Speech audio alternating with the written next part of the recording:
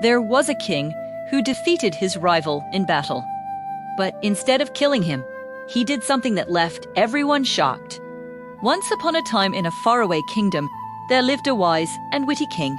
His name was Hiranya. King Hiranya was known throughout the land for his intelligence and his ability to solve any problem with his sharp mind.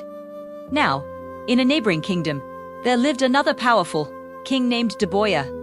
He had a large army and was always looking to expand his territory. One day, Deboya decided to wage war on King Haryana's kingdom. He assembled his troops and marched toward the border. When King Haryana heard about the impending war, he was not worried. He knew that his army was no match for Deboya's, but he was not afraid. Instead, he had a plan. As Deboya's army approached, King Haryana's men rode out to meet them. They fought bravely, but they were no match for Deboya's forces. Soon, they were on the run. King Haryana watched as his soldiers fell one by one. He saw bravery, courage, and valor. But as the sun began to set, only 18 of his soldiers were left standing.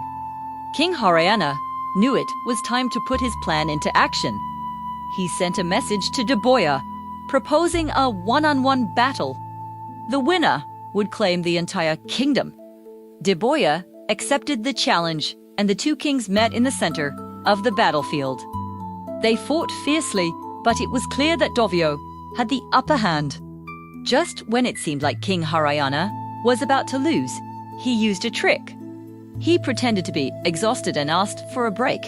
Dovio, thinking he had already won, agreed. As the two kings rested, Haryana's men hid weapons around the area. Then, as Dovio took a nap, Haryana and his 18 soldiers returned to their horses and rode away. Dovio, waking up to find himself alone, got up and started chasing them. Meanwhile, King Haryana and his men rode for hours until they reached a river. They had a small boat with them, which could only carry 3 people at a time. One by one, they crossed the river until only King Haryana was left. He looked back to see Deboya's army approaching. He knew he had to act fast, so he did something unexpected. He took off his crown and ornaments and threw them into the river. Then he jumped into the boat and crossed over to the other side. When Deboya's men arrived, they searched the boat and found the king's abandoned crown and ornaments. They assumed that King Haryana had drowned and they celebrated their victory. Unbeknownst to them, King Haryana had escaped to a cave on the other side of the river. He stayed there for a few days, eating berries and drinking water from the river, until his men came back to pick him up. When they returned to the kingdom, King Haryana was greeted as a hero. He had outsmarted and outwitted King Davioya, saving his kingdom and his life. As the years went by, King Haryana continued to rule wisely and justly over his kingdom. He was known not only for his wit and wisdom, but also for his kindness and compassion. The people loved him and his kingdom prospered during his reign. One day, King Haryana summoned his son and heir to his side. He told him, "My son, I want you to know that being a king is not just about having power and wealth. It's about serving your people and protecting them from harm." He then recounted the story of how he had defeated King Davioya, emphasizing the importance of wit and wisdom in leadership. The young prince listened attentively, his eyes wide with admiration for his father.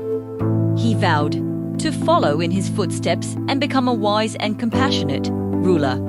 And so the kingdom thrived under the Haryana's just rule, and the people lived happy and prosperous lives, knowing that they were protected by a king who was not only brave and strong, but also kind and intelligent. That's all for today, friends. Please subscribe to our channel for more updates. Thank you for watching.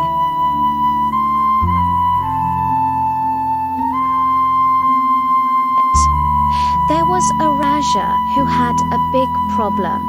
His wife didn't like his stories. Every night he would tell her a story, but she would always get mad at the ending. "Why do you always make the hero sad at the end? Why don't you make him happy?" she would say. So the Roger decided to do something crazy. He announced to the kingdom that he was going to build a giant tower, 1,000 feet tall, and he invited the entire kingdom to come and see it. Everyone was excited, especially the queen. "Finally, something that will make me happy," she said.